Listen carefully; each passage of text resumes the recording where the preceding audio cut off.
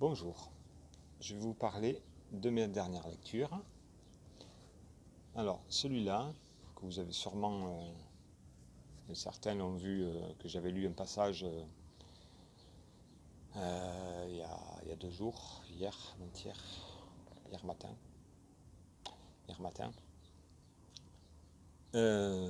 Alors, Le pèlerin de Compostelle, de Paolo Coelho. En fait, c'est lui qui a fait le voyage, cherchant, en quête de spiritualité. Et il a fait le voyage avec un guide qui l'a mis à l'épreuve pas mal de fois. En fait, pour relever sa spiritualité et sa lumière, pour raviver sa lumière. En fait, il est à la recherche d'une épée. Et il faut passer plein d'épreuves pour... déjà l'épée elle est cachée, donc il faut faire plein d'épreuves pour atteindre le niveau pour la récupérer. Et deviner aussi où elle est. Alors il a un guide qui est avec lui, qui s'appelle Pétrus. Ça m'a fait rire, hein. Ça me fait penser à le meilleur vin de France, quoi, tu sais. Le meilleur vin de France. Et en fait, c'est un très très bon guide. Alors, bon, je ne vais pas vous dévoiler de toute l'histoire, mais bon, c'est un très bon livre. En fait, c'est un livre. Paolo Coelho, c'est quelqu'un qui est quand même très très très euh, très très bon. Je vais dire bon dans son. C'est une belle âme. Il a une âme et il cherche à l'enrichir, quoi. C'est quelqu'un qui est très très très positif. Même on voit dans l'aventure là, il souffre, hein, mais il se plaint rarement, quoi. On n'entend pas souvent se plaindre. Voilà, il sait que des épreuves sont difficiles et peut-être c'est un très très, très bon livre, hein.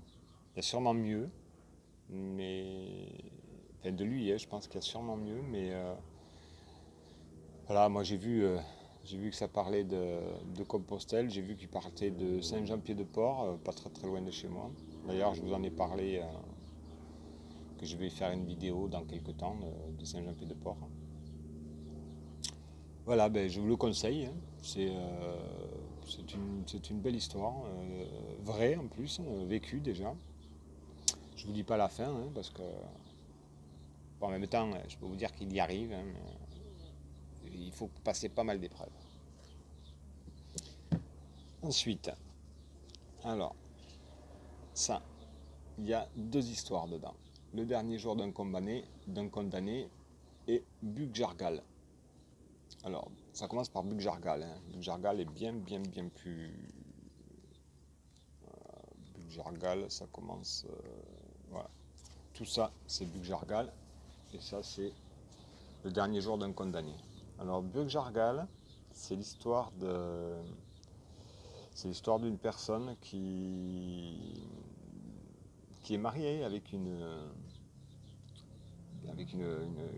est mariée. Et alors, ça se passe à Saint-Domingue. Il y a une révolte des Noirs esclaves.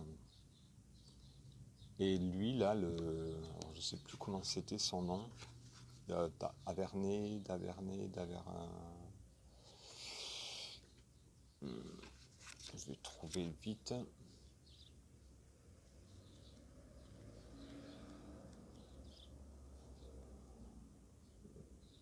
D'Auvernay, je crois que c'est, ou comme ça. En fait, sa femme se fait kidnapper. Enfin, lui, il pense qu'elle a été kidnappée. Et du coup, il y a un incendie, je ne sais plus trop quoi au départ, hein. Et il voit un black qui enlève sa femme. Quelques jours avant, ce même black était venu sous les fenêtres de sa femme et chantait des sérénades amoureuses. Du coup, lui, il a pensé que le noir l'avait enlevé, l'avait kidnappé pour la garder avec lui, quoi. Et donc lui part à la recherche de sa femme. Et c'est une aventure, on va dire, très très rocambolesque, avec des retournements de tous les côtés. Et alors, ouais, mais je peux pas te dire trop. Enfin, c'est une belle histoire aussi, qui a. C'est une belle histoire avec, comment dire ça?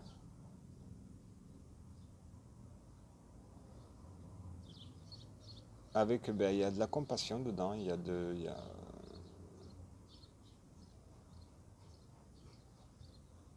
sais pas comment dire.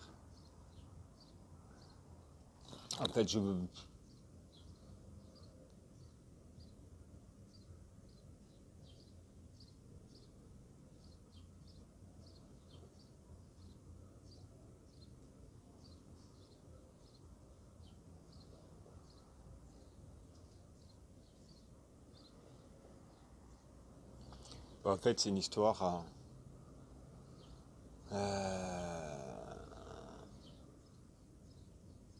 Voilà.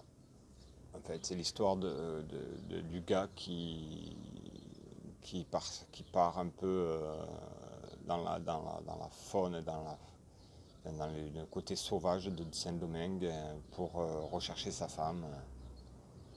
Et bon, voilà, je vous en dis pas plus, hein. Ensuite, c'est les derniers jours d'un condamné. Alors là, c'est carrément, c'est les pensées, en fait, on ne sait pas pourquoi il est condamné. On ne sait pas pourquoi il est condamné, mais apparemment c'est une petite peine, enfin c'est une petite faute, un peu comme Valjean, quoi. Je pense que c'est un peu comme Valjean, à l'époque on condamnait, on tuait, enfin on guillotinait, c'est la guillotine, hein, qui va passer. On guillotinait pour trois fois rien, quoi. Valjean, il a failli se faire, il a fait prison à vie pour un bout de pain. Lui, je pense pas qu'il ait fait. Je pense que c'était pareil, c'est de la nourriture qu'il a pris. Enfin, ils le disent pas dedans. J'ai pas souvenir de l'avoir lu qu'il était en prison pour ceci ou pour cela. En attendant, bon, on voit tous les derniers jours ses pensées, ses regrets. Il pense à sa femme, à sa fille, qui verra pas grandir. Et puis voilà, il pense beaucoup à elle, qui va grandir sans son papa, sans l'argent du papa, parce qu'à l'époque, quand c'est le papa qui ramenait l'argent à la maison, quand il n'y avait pas de papa ou quand il était mort, ben, le reste de la famille vivait de galère, quoi. Vivait, galère, voilà. Une belle histoire aussi, un peu triste. Et oui, voilà aussi, ce que je voulais dire là-dedans, c'est alors il y a plein de mots, dans Victor Hugo, enfin, dans ce bouquin-là, il y a plein de mots qui n'existent plus dans la langue française, quoi. Comme, voilà, je vais vous donner quelques exemples de mots qui sont dedans, là, qu'on n'emploie plus. Alors, la chiourme. La chiourme. La chiourme, c'est un ensemble de rameurs de galères.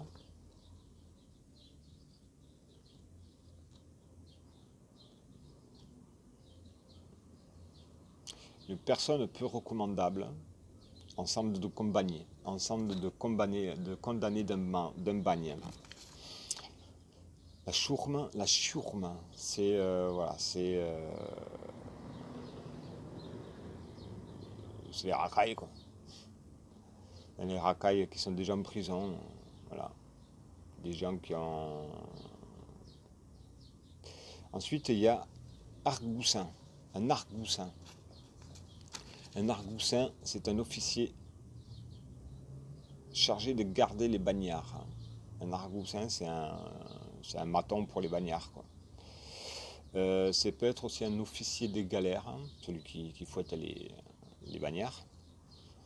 Ou alors, à l'époque aussi, à l'époque, on appelait un argoussin un petit flic, un flic, comme on dit maintenant les flics pour les policiers, voilà, c'est de l'argot.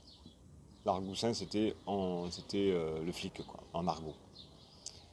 Ensuite, un grabat. Un grabat, bah là, c'est que quelques mots, hein, j'ai pris quelques mots comme ça. Grabat, c'est en fait c'est un lit misérable, un lit comme voilà, un lit de prison, un lit tout pourri quoi. Quelqu'un que vous allez chez quelqu'un qui non même pas, on n'oserait plus maintenant. Enfin, un lit misérable quoi. Et le verbe roidir ou déroidir. Roidir ou déroidir, en fait c'est pas très très compliqué, c'est raidir ou déraidir. Assouplir quoi. Déroidir c'est assouplir, détendre, voilà. Et roidir c'est se crisper, voilà, se tendre. Voilà, et là-dedans, alors je vous dis, c'est le genre de livre qu'il faut avec le dictionnaire à côté, quoi. Sinon, ben, y a plein de trucs qu'on comprend pas. Donc, bon, après, c'est bien, hein, on apprend des mots, même si c'est des mots qu'on n'emploie plus. Prochain Victor Hugo, je pense qu'il y aura des mots dedans que j'aurai déjà la signification. Et ensuite, j'ai celui-là, le chuchoteur. Alors, celui-là, il est écrit assez petit. Il est au nombre de... Il y a beaucoup de pages. 438, 438 pages. C'est pas énorme, 438 pages, mais il est très petit et il y a beaucoup. Voilà, j'étais un peu long à le lire, pourtant il est bien. Il est bien. Alors, bah, c'est un thriller, hein, un thriller un peu, enfin, il est violent, quoi. C'est un peu comme Angor, un peu, c'est dans le même voilà, tueur en série. Euh, Là, il retrouve 5, 6, 5 tombes de 50 cm de longueur, je sais plus de largeur 20 ou 30 cm, et 50 cm de profond. Et dedans, il trouve 5 bras gauches d'enfants. Et l'enquête part de là. Et ça va loin. Ça... Ouais. Et c'est un très bon livre, c'est un très bon thriller. Et bah, je vous le conseille.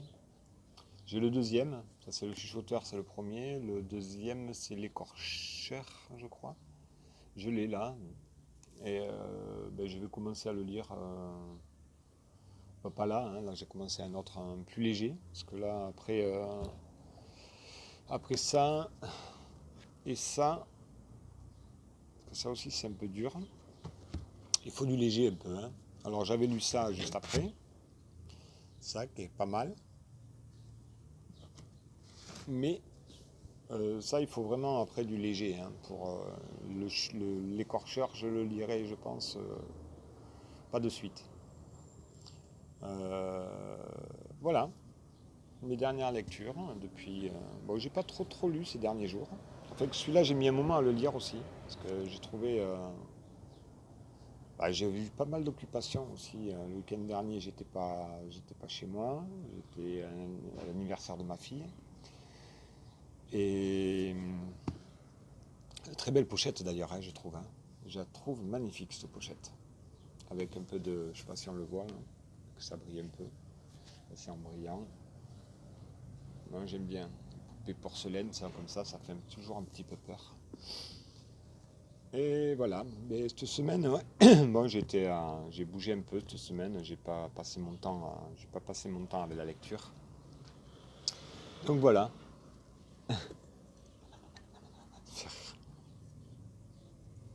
Je vais me l'accrocher là. Ah, c'est un cendrier. Voilà, ben Je vais vous le laisser en, en vous disant bonne journée. Cette semaine, de toute manière, ils annoncent beau temps toute la semaine. Donc ça va faire du bien. Mais voilà. Rendez-vous, prochaine lecture. Hier, j'ai fait une vidéo que j'ai mis ce matin, enfin, qui a été publiée ce matin sur le jardin.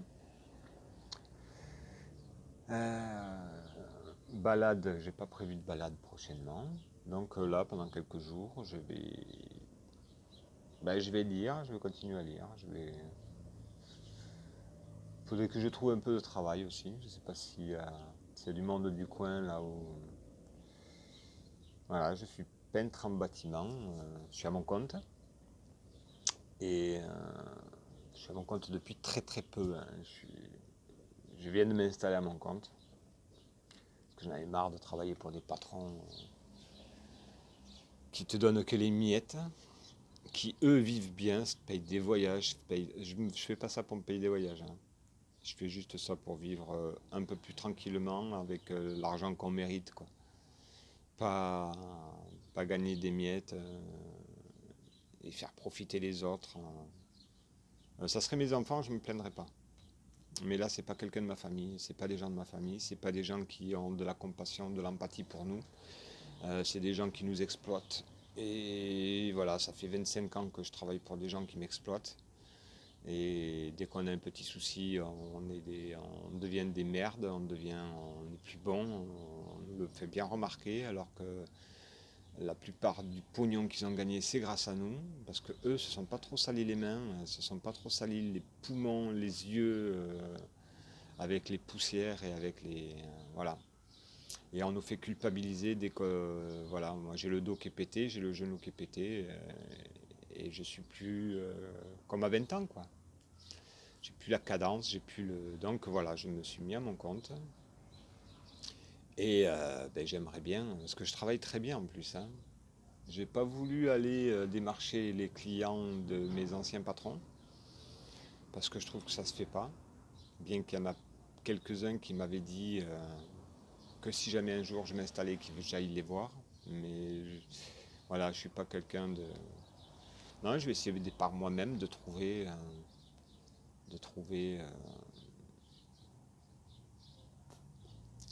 mes clients et avoir mon petit travail. Je cherche pas des gros chantiers, hein, pas du tout. Je cherche des petites maisons à repeindre, intérieur, extérieur, petite, je sais pas, une chambre par-ci, une cuisine par-là, un garage, une murette, je sais pas, des petits briques, des petits boulots, quoi. Je veux pas d'un chantier qui dure 3 4 mois, 5 mois, non, non. J'ai pas le truc.